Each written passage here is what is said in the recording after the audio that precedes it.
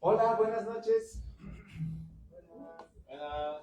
Bienvenidos y bienvenidas aquí a La Bruta, a nuestro espacio cultural este día jueves. Los días jueves nosotras, lo que hacemos es invitar a un investigador, un profesor, a alguien que está encargándose de algún tema con seriedad, con devoción, digamos con militancia, para poder compartir con nosotros y nosotras y así poder discutir colectivamente estas propuestas que nos traen. El caso de hoy, este jueves, está con nosotros y con nosotras Javier Larraín. Él es profesor de historia y nos va a hablar sobre Cuba. Creemos que es un tema muy importante, pues a veces nos detenemos en la coyuntura, algunas otras estamos mirando algunas situaciones de más largo aliento, pero en esta ocasión creemos que es fundamental pensar Cuba, pues porque es parte de nuestra historia, de nuestra tradición y está en nuestra región también, el pueblo hermano de Cuba. Entonces les agradecemos a ustedes que están aquí en La Bruta, a ustedes que nos siguen por las redes sociales y por supuesto a Javier por estar aquí. Muchas gracias, querido hermano. Vamos a recibirlo con un fuerte aplauso, por favor. Bienvenido, hermano. Bueno, muy buenas noches a todas, todos. Agradecer a César, agradecer a La Bruta. Un saludo a las personas que están viendo en las redes sociales de La Bruta.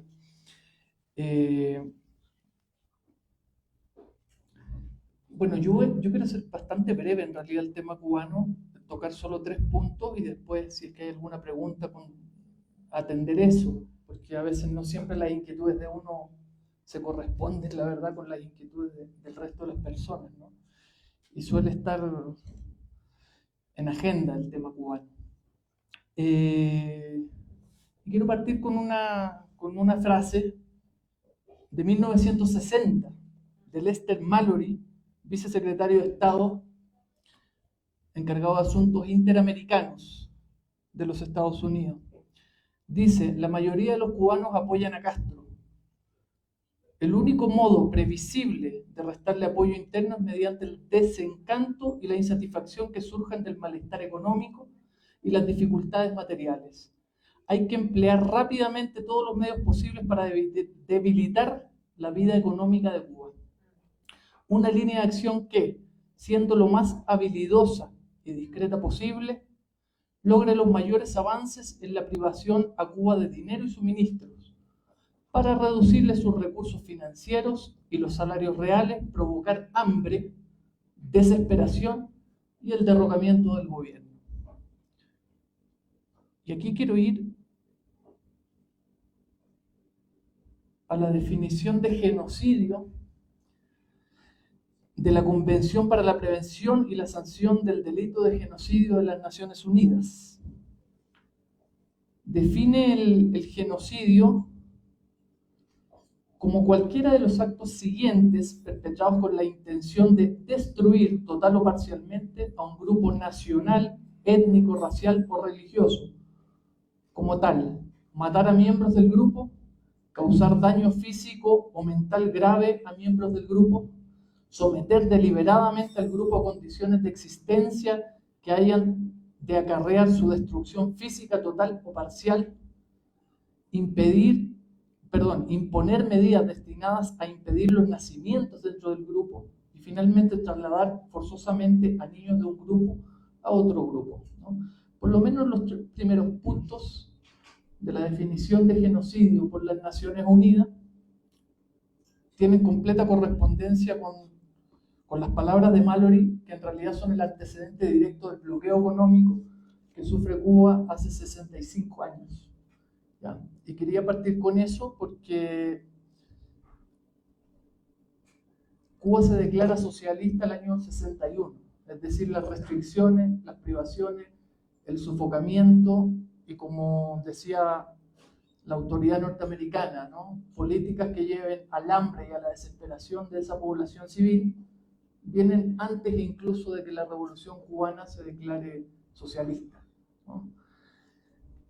Y siguiendo con ese punto, bueno, señalar que eso se materializa rápidamente en la década del 60 con la firma del bloqueo formal a Cuba por parte de Kennedy, el año 62, y las siguientes décadas se va, si uno quiere, perfeccionando ese bloqueo con distintas leyes y una de las más importantes de mediados de los 90, es decir, después de la caída de la Unión Soviética, donde Estados Unidos trata de asfixiar más aún a la Revolución Cubana, es una ley que se le conoce como Helms-Burton, ¿no? Promulgada por el demócrata, fíjense, el primero era demócrata también, Kennedy, y por este otro demócrata, que era Bill Clinton, que dicho sea de paso sale bastante en los archivos Epstein, igual que Donald Trump. Y Clinton promulga esta ley donde el bloqueo adquiere una nueva dimensión extraterritorial y se pasa a sancionar a los países que comercien con Cuba, ¿ya? Los cuales a países, a empresas, a personas, digamos, jurídicas naturales que establezcan cualquier relación comercial o de tipo económico con Cuba. Si ustedes quisieran, no sé, decir voy a venderle arroz, van a recibir sanciones y pueden ser demandados también en corte de los Estados Unidos.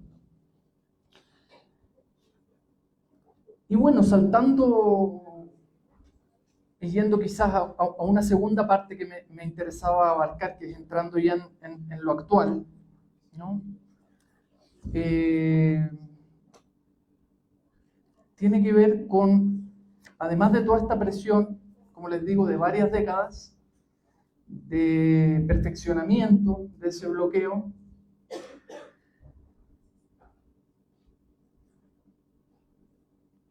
señalar que, bueno, con este segundo gobierno de Donald Trump, días atrás, el 29 de enero, Estados Unidos da una nueva escalada y firma lo que llama una orden ejecutiva de emergencia nacional, en el cual declara a Cuba como una amenaza inusual y extraordinaria para su seguridad interior.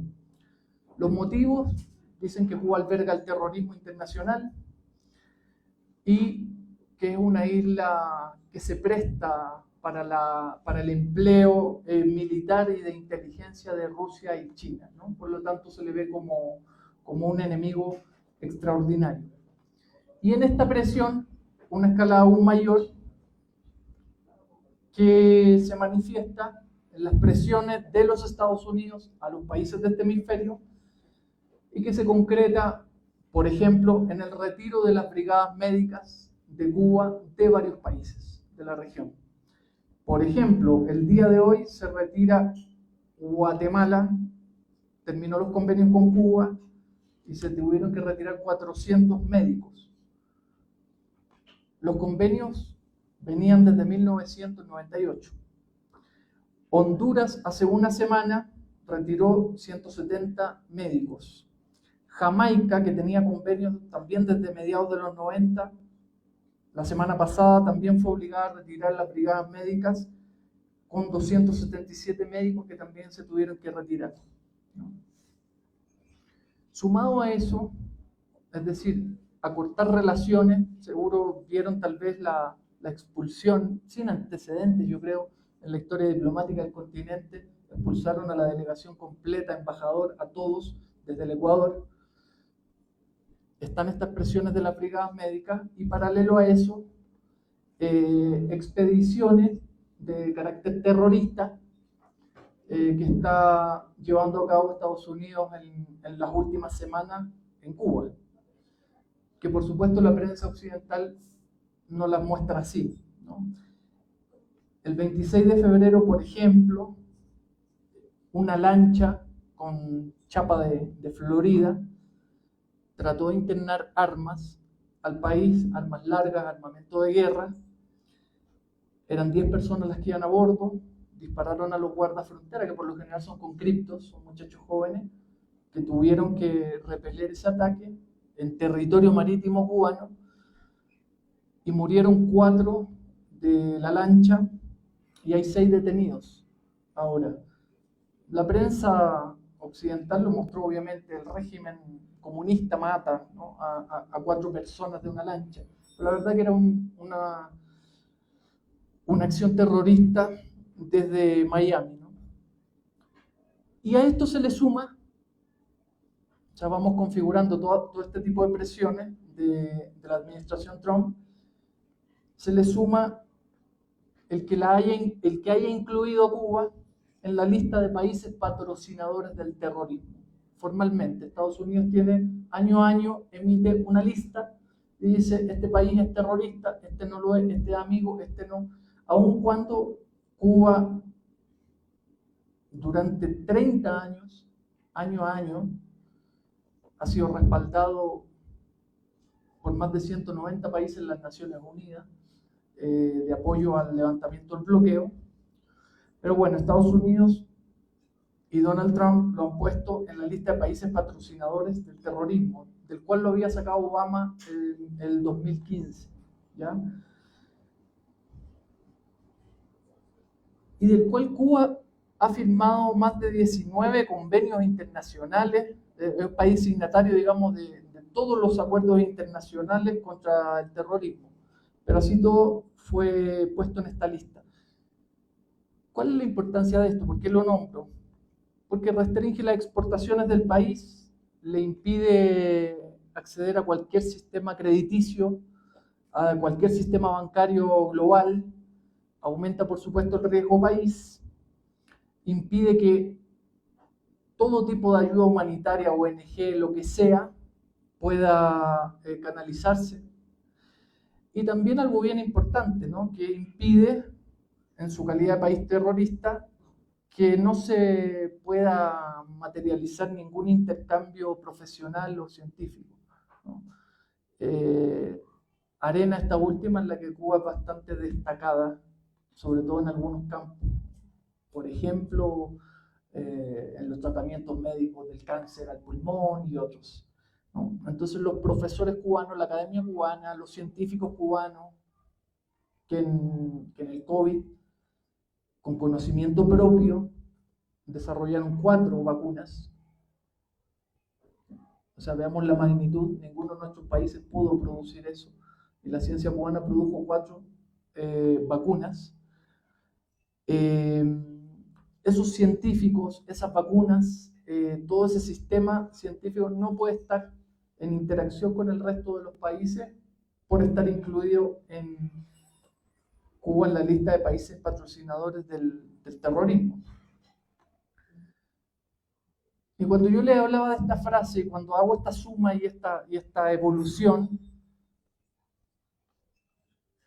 caigo en otra cifra, y es que más del 80% de la población, porque el bloqueo ya lleva, como les digo, 65 años, 66 años, y más del 80% de la población solo ha conocido bloqueo, ¿ya? Ha nacido en bloqueo, ha vivido en bloqueo y desarrolla su vida en bloqueo.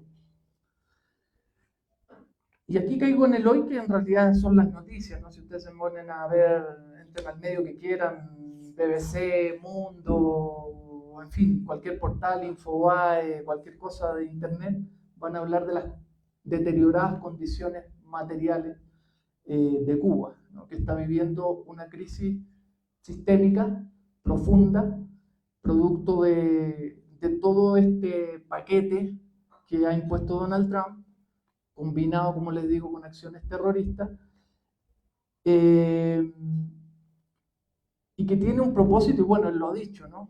Entre otras cosas, esa orden ejecutiva impide a que ningún país del mundo le pueda vender petróleo.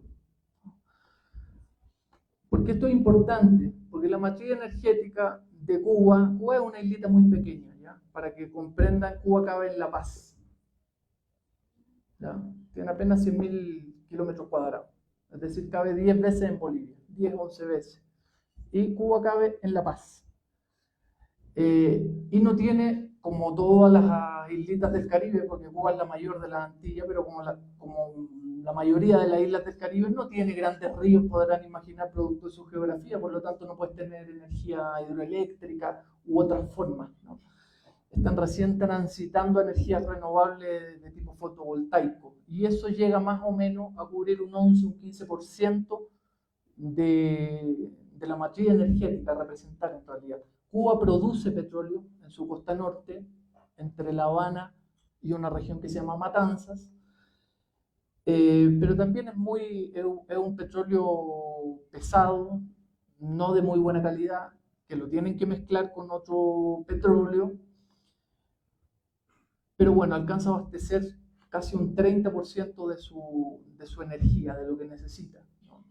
Es decir, tiene un déficit a partir de las últimas medidas de Donald Trump de casi el 60% de su energía, porque entre otras cosas, Venezuela desde el 3 de enero, además de retirar la colaboración médica cubana, Venezuela dejó de enviar petróleo, ¿no? Que no era regalado como dice Donald Trump. En realidad lo que había ahí era intercambios comerciales con Venezuela, donde Cuba cubría determinadas áreas del gobierno venezolano, sobre todo en materia médica también, y otras de tipo social, y otro tipo de asistencia, a cambio de, se hacía el equivalente, y a cambio del petróleo. Entonces estamos efectivamente, como dice la prensa, en un colapso, porque la imposibilidad de generar la energía que necesita el país, que son más o menos alrededor 3.000 megawatts por día, y Cuba alcanza a generar 1.100, 1.200, es decir, 2/3 no los logra generar, lleva a que haya apagones de 6 horas en la capital, 8 horas, 10 horas, a veces en provincia 16 horas, lleva a que no haya transporte público, y eso va repercutiendo en otras áreas de la vida cotidiana, ¿no? Que tienen que ver con tu alimentación, con la refrigeración de tu alimento, de cómo cocino. No todos tienen gas o gas domiciliario. Se había hecho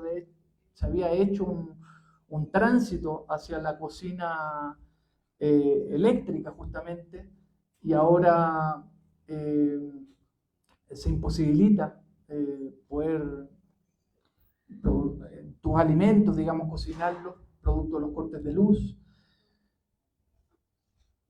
Hay un bloqueo completo hacia que pueda acceder a medicamentos. Es decir, la situación es crítica, la situación, como dicen en Cuba, es llevarla a ser la nueva Gaza,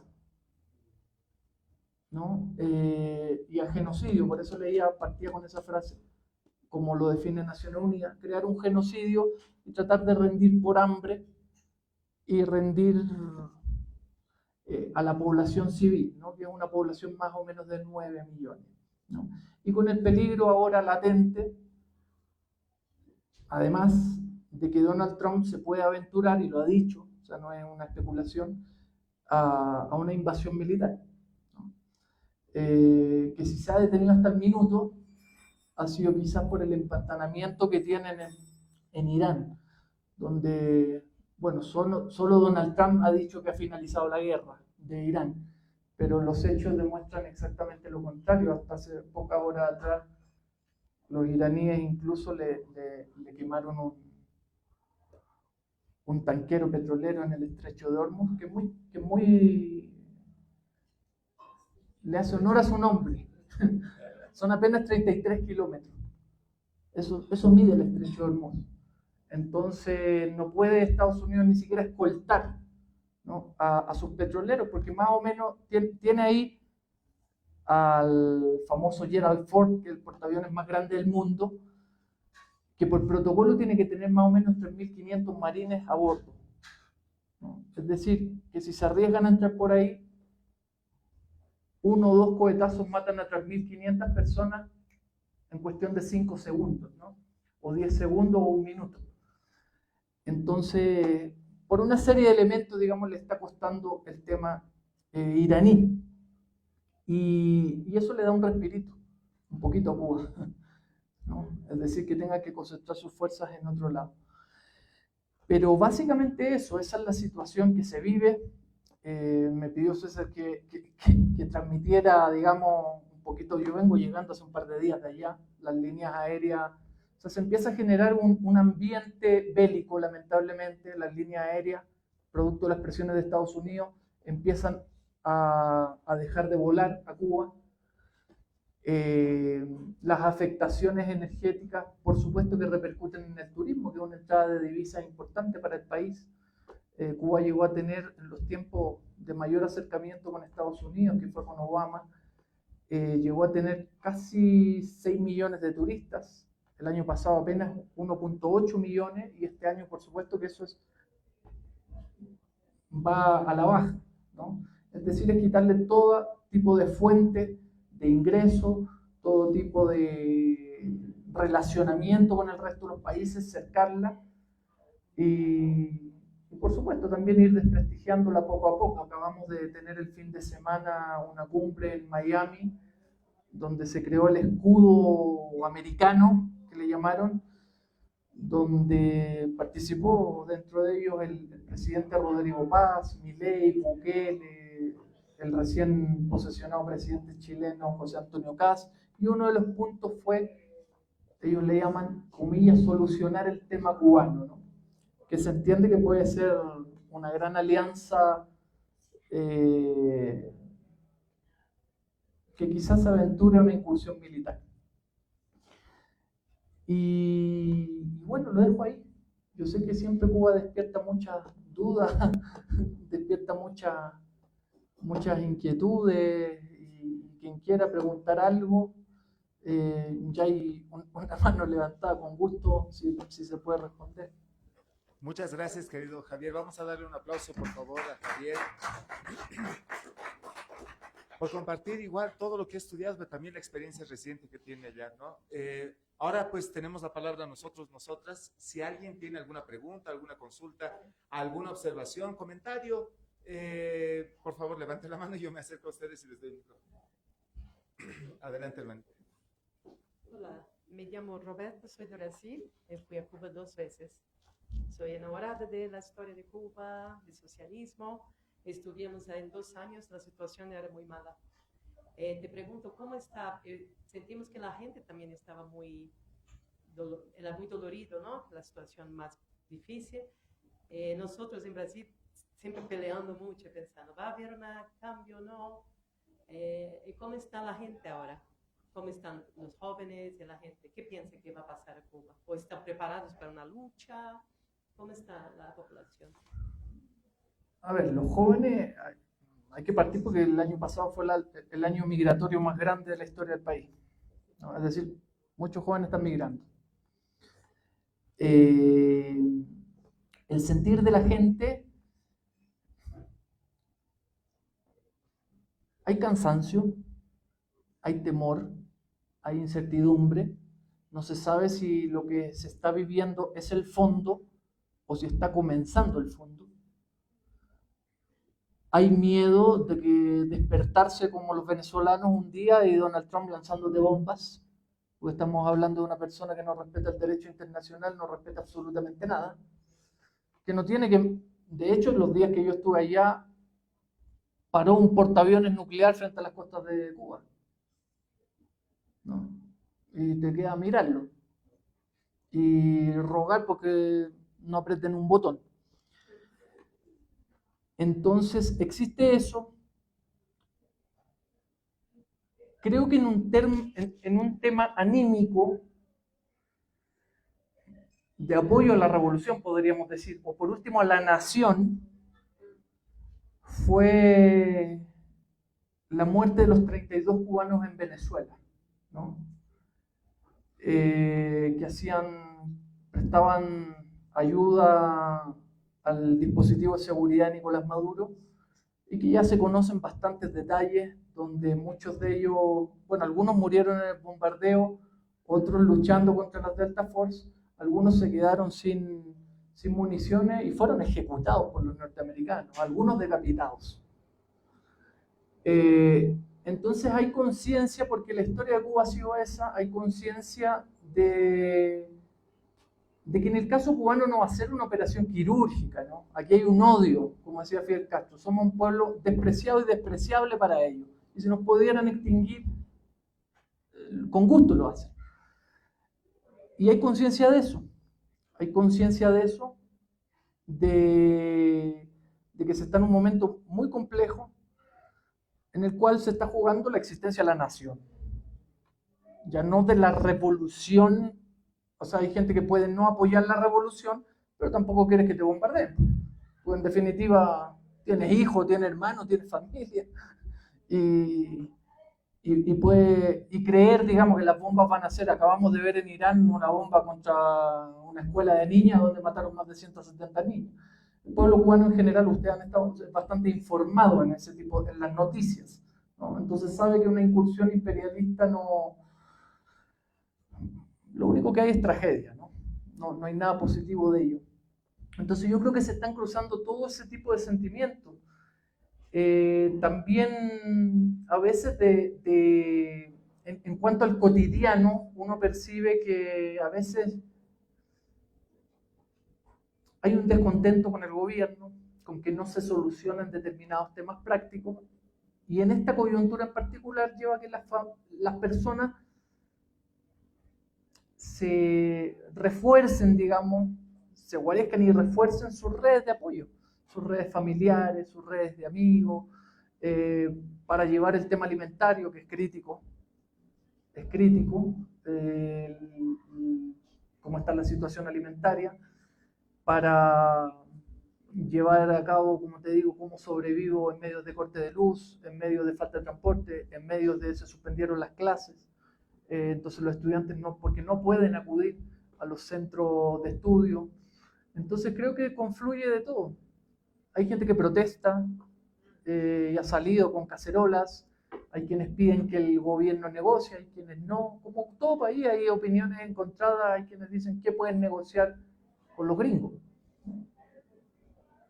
Porque además la condición de ellos es bien clara, ¿no? Se tiene que ir el gobierno, tienen que devolvernos... O sea, tiene que desaparecer la Revolución Cubana, que por supuesto que la Revolución Cubana no va a negociar su existencia, ¿no? Ni el carácter socialista. Entonces yo creo que todas esas cosas están en juego y yo te lo definiría como incertidumbre, inquietud y miedo a lo que viene, ¿no? Tanto en lo material propio, porque hay que... A ver, fuera de México,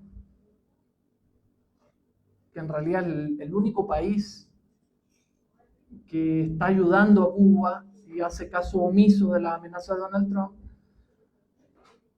nadie más, ¿no? O sea, llueven las declaraciones de consternación, de solidaridad, de 30 cosas con Cuba, pero no hay nada concreto, real, salvo lo mexicano, ¿no? Ni siquiera Rusia ni China. Y hay conciencia, yo creo que hay una cosa que es básica, ¿no? Que una guerra contra Estados Unidos, no hay pueblo en la tierra que la pueda sostener, por menos un país latinoamericano, son una potencia nuclear. O sea, nadie parte de la base de que si los gringos me declaran la guerra y me invaden, yo los voy a derrotar. No tiene ni una posibilidad. El tema es en qué condiciones pereces, ¿no? Si con las banderas en alto y con dignidad, defendiendo tu nación o entregándote completamente a ellos. Yo veo la situación así.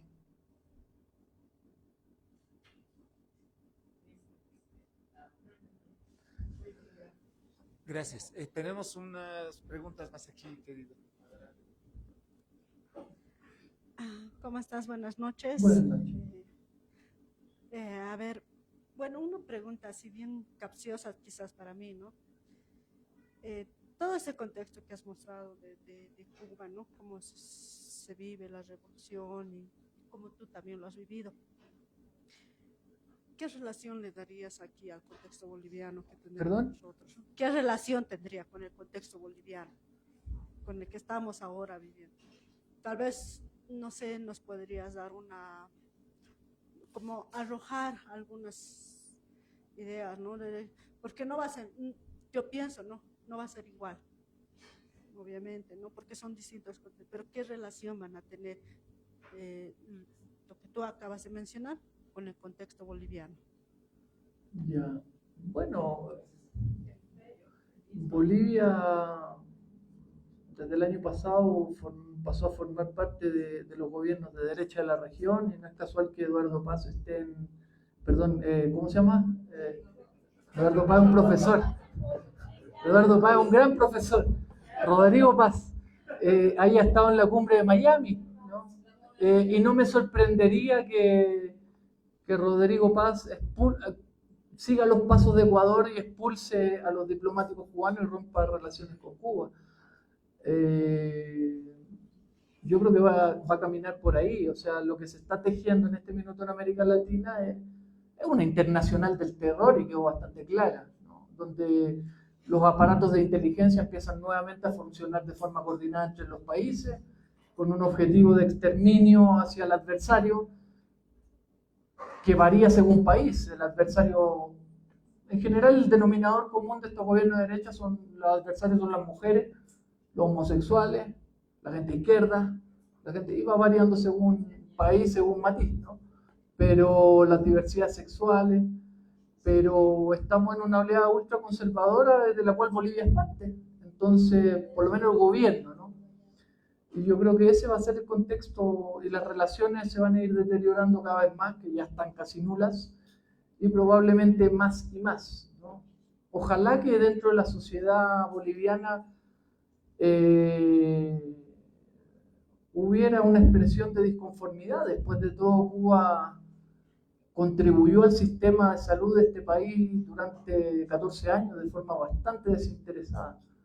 Hizo millones de cirugías, devolvió la vista a cientos de miles de bolivianos, participó en la alfabetización de Bolivia, le graduó más de 4.000 médicos, que no entiendo por qué hasta ahora no sacan un comunicado al menos para limpiar su conciencia, porque estudiaron gratuitamente en Cuba. Y cuando digo gratuitamente, Cuba pagaba a los estudiantes por estudiar. Es decir, los estudiantes bolivianos en Cuba recibían un sueldo por estudiar medicina, pantalones, cuadernos, lápiz, libros, alojamiento, comida, ¿no? Desconozco por qué no se pronuncia. Y quizás a nivel social debiera haber un despertar. Creo que Cuba ayudó bastante a Bolivia en temas sociales, sobre todo. Tenían hasta clínicas gratuitas en el Alto, Chacaltaya. Chacaltaya se llamaba, ¿no? Sí. Perdón, al respecto. O sea, si bien tú has mostrado un contexto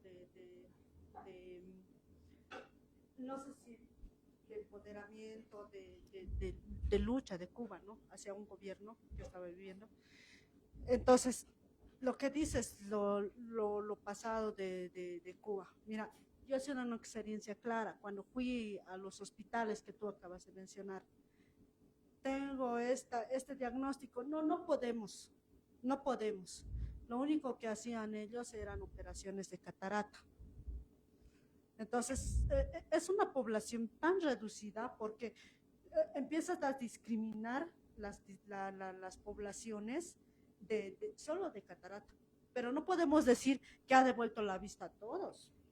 No, es bien complicado decir eso porque en el momento crucial en que fui yo también, estaba en ese momento, pero no se daba ese contexto. Y cuando una persona de a pie, de las laderas, se puede decir, ¿no? No sé, hasta de escasos recursos,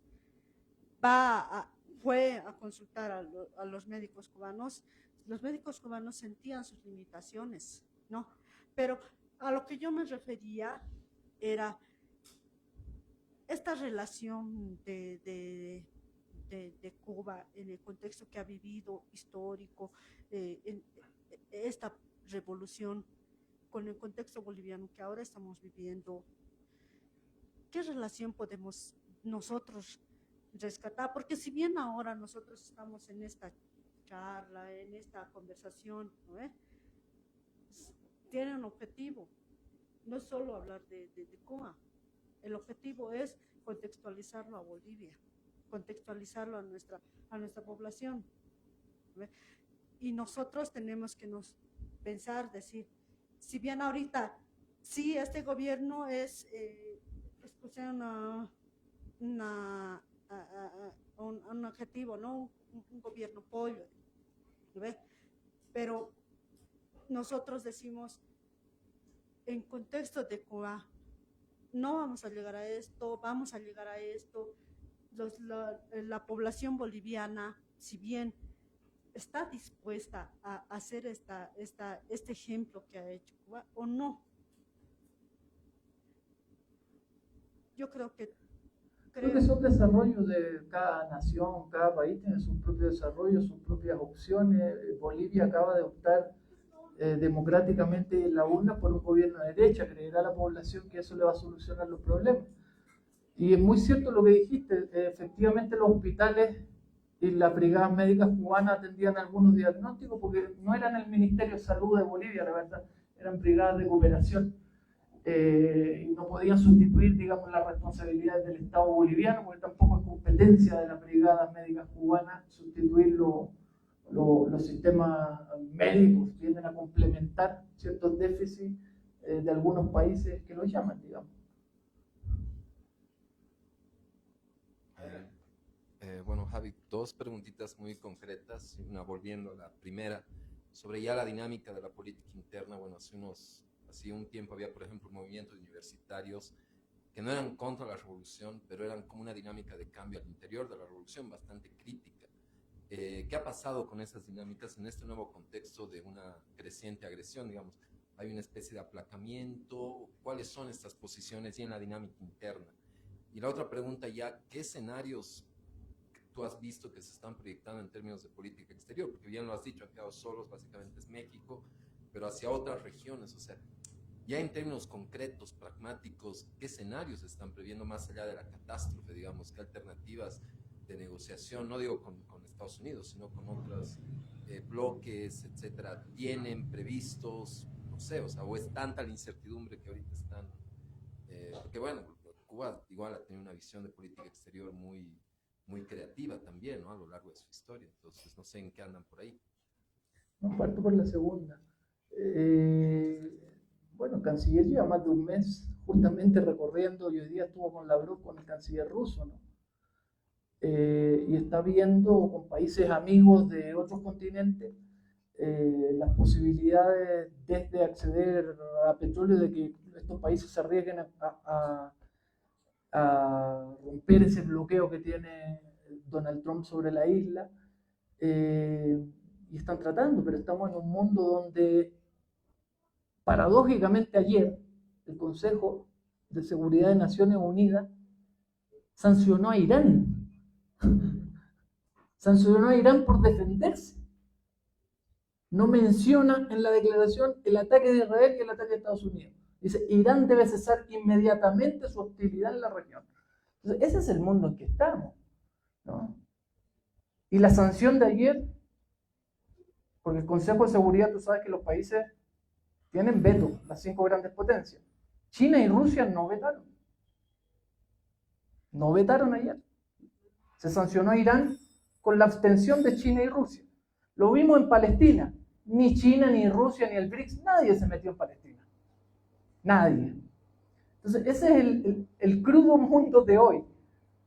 Y por supuesto que la Cancillería de Cuba, o sea, si hay un país víctima del terrorismo en el hemisferio, ha sido Cuba. Y la meten en la lista de países terroristas, ¿no? Entonces, y ese es el mundo que estamos viviendo, ¿no? Y por supuesto que la Cancillería hace su esfuerzo. El canciller, como te digo, lleva 30 días afuera reuniéndose con todo lo que puede, con todo lo que lo recibe, ¿no? Pero se parte también de la base de que en el mundo actual parece ser la tónica respecto a Palestina, respecto a Irán, respecto a lo que está ocurriendo en los últimos años. La tónica parece indicar que el país agredido tiene que luchar solito, porque nadie se mete. Todos ven por televisión cómo extermina este pueblo.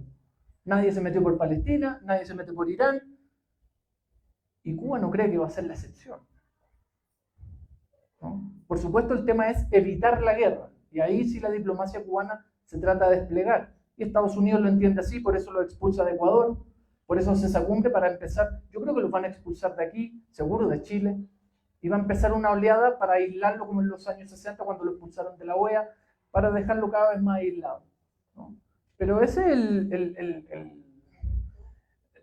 la puja que está haciendo la Cancillería cubana, ¿no? Y Cuba ha sido siempre respetuoso de los espacios internacionales, se pronuncia en Naciones Unidas, está en todos los espacios tratando de denunciar y establecer los lazos, ¿no? Lo triste es que las superpotencias, como te digo, no se involucran. O sea, Putin lleva más o menos unas 20 declaraciones de estar consternado con lo que ocurre, cuando lo que se necesita es menos consternación y más ayuda de verdad, ¿no? Menos consternado, porque también se consternó más o menos 2 años con la matanza de Palestina, y mataron a 70.000 personas y sigue consternado de la muerte de niños. Pero ha dicho que va a mandar petróleo. Sí, hoy día dijo, pero ojalá que llegue. Y ojalá que hoy día Lavrov fue bastante enfático en decir son nuestros aliados estratégicos, los vamos a proteger. Ojalá que sea así, ¿no? Y que eso ocurra. Respecto a lo universitario, es temazo, Luis, porque primero, quizás decir a las personas que no conocen, probablemente Cuba con Chile, con Argentina en su minuto, el movimiento estudiantil siempre fue importante, históricamente importante en las luchas sociales. Y no digo de la revolución, digo antes de la revolución. Es decir, Cuba es el último país latinoamericano en independizarse, se independiza en el siglo XX y se independiza con una ocupación norteamericana que hasta el día de hoy tiene tomada una parte de la isla como Guantánamo, ¿no? Y se independiza con una enmienda constitucional que impone Estados Unidos, que dice que Estados Unidos podía intervenir Cuba las veces que quisiera. Y de hecho la intervino, la ocupó, como muchos países del Caribe, ¿no? El Caribe es otra historia, digamos, muy ajena a veces a nosotros. Países ocupados 15 años, 20 años, como Haití, y Cuba no corrió distinta suerte.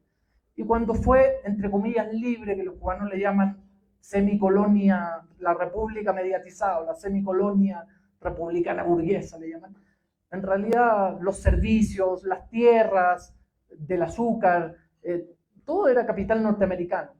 ¿Por qué nombró esto? Porque todas esas luchas, no por el socialismo, muchas de ellas por la recuperación de los recursos naturales, lo que algunas veces políticamente le llamamos la liberación nacional, ¿no? Y el antiimperialismo, las encabezaron los estudiantes, ¿no? En la década del 20, y hay nombres clásicos, digamos, de Julio Antonio Mella, y la hicieron en la década del 30, muchas luchas incluso armadas, ¿no? El propio Fidel Castro fue dirigente estudiantil de la Universidad de La Habana, o sea, de ahí sale Fidel Castro.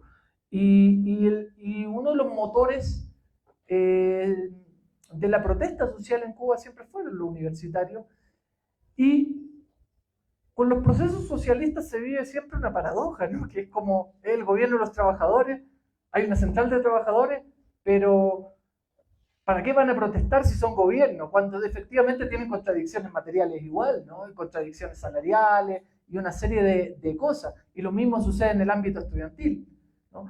Y siempre con la cosa muy compleja, te digo porque fui muy cercano a la FEU en mi año allá, siempre con la cosa compleja que tú dices, ya tengo reivindicaciones sectoriales, pero ¿cómo las planteo? Porque tampoco quiero ser contrarrevolucionario, o sea, estoy con la revolución. O sea, ¿cómo lo hago? Porque no es el Ministerio de Educación chileno, te fijas, que te reprime, no. O sea, ¿cómo lo hago para decir que necesito esto? ¿Cómo establezco los canales de que necesitamos tales cosas, pero que a la vez respeto la revolución, ¿no? Y yo creo que esa ha sido la tónica, efectivamente, de estudiantes universitarios en los últimos 2 o 3 años, sobre todo, ¿no? Que se han movilizado. Y eso es muy interesante, a mi modo de ver, muy plausible que lo hagan, ¿no? Porque no piden cambio de régimen, sino que sencillamente, en el caso del año pasado, antepasado, fue por un tema de telecomunicaciones y acceso a Internet, ¿no? Donde se subieron determinadas tarifas, y lo conmovedor, yo diría, es que los estudiantes justamente plantan un petitorio, o sea, rechazan para empezar esas medidas y establecen un petitorio que ni siquiera era gremial, ni siquiera era estrictamente estudiantil, sino que iba a sectores de la sociedad a los cuales se le iba a dificultar más el acceso a Internet a partir de la suba de tarifa. Es decir, se pusieron la camisa, digamos, de otros sectores de la sociedad. Eso fue muy lindo. Y en estos días, también en la Universidad de La Habana, un grupo de estudiantes se sentó en la escalinata para ver, o sea, porque se suspendieron las clases, ¿no? Entonces, para ver, bueno, ¿qué va a pasar? Porque por otro lado hay asignatura o hay algunos que dicen, no, vamos a hacerlo de forma híbrida, los vamos a hacer clase a distancia, si no tiene electricidad, ¿no? Entonces, es como algunos de ellos dijeron, preferimos suspender un semestre, ¿no? Y no tener estos trajines de que si, porque no podemos hacer las tareas, nuestros profesores no pueden acceder, no podemos llegar a la universidad porque prácticamente no hay transporte público por la escasez del petróleo. Yo creo que un gesto bueno de parte de las autoridades fue que los estudiantes que protestaron fueron recibidos por la rectora de la Universidad de La Habana, que debe ser muy difícil también en su posición, cómo garantizas o cómo resuelve esas demandas que me parecen muy legítimas, pero que están lejos de ser resueltas por ellas, porque hay que tener claro que tampoco es que la sede del Partido Comunista esté con luz y el resto de la sociedad, no, eso es parejo para toda la isla, ¿no? O sea, Donald Trump le impuso un bloqueo a la isla donde no entra una gota de petróleo, y eso afecta al conjunto de la sociedad. Los estudiantes lo saben, ¿no? Y se están viendo esas cosas, ¿no? Y si uno ve una juventud atenta en ese sentido y me parece dispuesta a criticar por nuevos canales o a presentar sus demandas, creo que las autoridades eso las ha llevado a salir de su comodidad y a establecer los canales que hacían falta de participación y de diálogo, porque no son los enemigos los estudiantes universitarios, son hijos de trabajadores. Entonces, y sus demandas son legítimas y los tienes que escuchar y ver cómo todos, yo creo que el gran desafío, como dice una canción de Buena Fe, todo el mundo cuenta, es como en este desafío de acoso, el revolucionario, el que no lo es, el estudiante, el obrero, el cesante, todos tienen que buscar de forma creadora y constructiva cómo sacar el país adelante en condiciones bastante adversas y con factores que a veces son muy determinantes y no los dominan.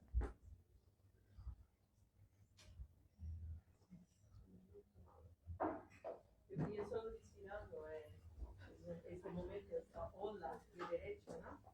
Solo tenemos ahora, este año tenemos elecciones en Brasil.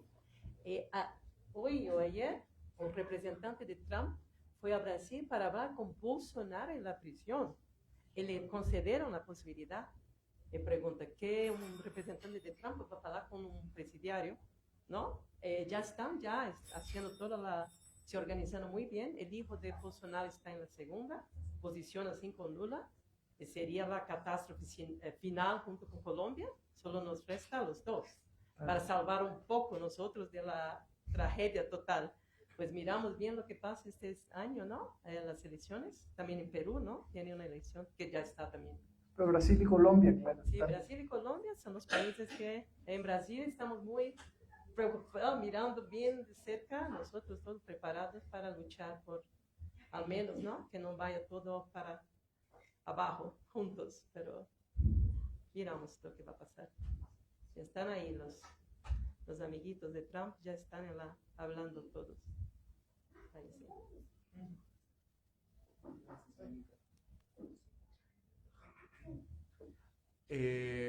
Muchas gracias por sus intervenciones. Si alguien más quiere en este último, en la recta final de nuestro conversatorio, si alguien quiere hacer algún comentario más, pues nomás me avisa.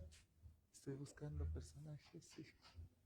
Javier, muchas gracias por estar con nosotros y con nosotras aquí y hablarnos tan emocionadamente de lo que sabes y de lo que has visto. Muchas gracias, hermano. Gracias a usted por tener presente el tema de Cuba. Yo creo que es necesario. Cuba ha sido un país muy solidario con muchos pueblos durante décadas. Recibió exilio de todos los países que sufrieron dictadura y no solo recibió exilio, contribuyó para que se restituyera la democracia en muchos países de la región y después hizo obras maravillosas como la Escuela de Medicina, donde se encargó de forma totalmente altruista, sin pedir nada a cambio, se encargó de preparar médicos para el tercer mundo, luchó durante más de 15, 20 años en África contra potencia nuclear como era Sudáfrica por el apartheid.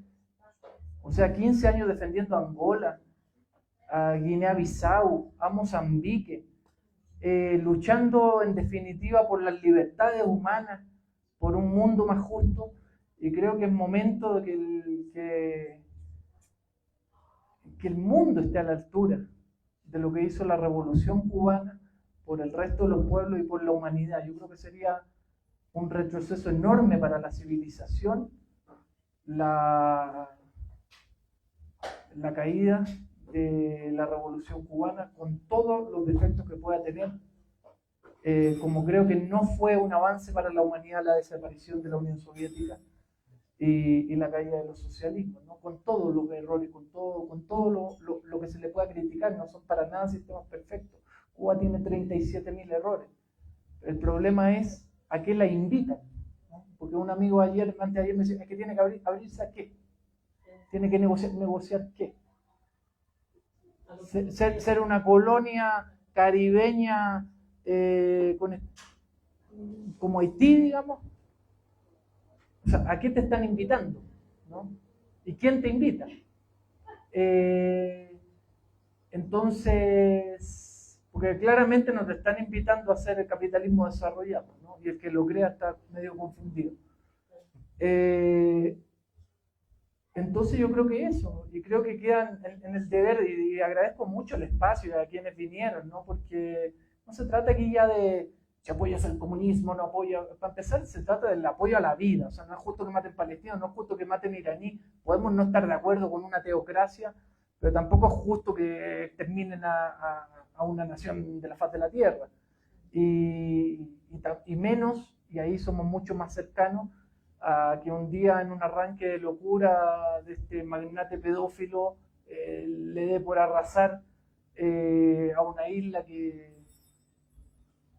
no sé qué daño le pudo haber hecho a América Latina, y menos qué amenaza puede ser a la seguridad interna de los Estados Unidos, y menos promotora vanguardia del terrorismo global, porque todos sabemos que no es así. Pero nosotros sabemos que Cuba sabe que nosotros latinoamericanos, si va a Cuba, es el único país latinoamericano que la gente es digna, habla contigo de todo, sabe de todo, tiene calidad. Yo llamaba a mi madre y dije, tiene dientes, tiene salud. ¿Por qué? Por la Revolución Cubana. Porque en Brasil, un pobre de Brasil no tiene dientes, está en la calle sin calidad de vida, sin comida. En Cuba no, en Cuba son diferentes. Y nosotros que tenemos la posibilidad de ir a Cuba, sabemos que es posible, sí. Un país pobre como Cuba, que tiene una población de dignidad como esta, imagina Brasil, Bolivia, con tanto dinero, seríamos el mejor del mundo. Pero por eso tienen tanto miedo los americanos. No pueden descubrir que son capaces de ser mejores en todo, de ser capaces de ser humanos, de tener riqueza, de vivir en solidaridad. Por eso tienen que acabar con Cuba, porque ahí se descubre que es posible, sí. Es esto. Concuerdo. Vamos, ¡viva Cuba! ¡Viva Cuba! Muchas gracias, queridos amigos. Gracias a ti. Siempre. Gracias a todos.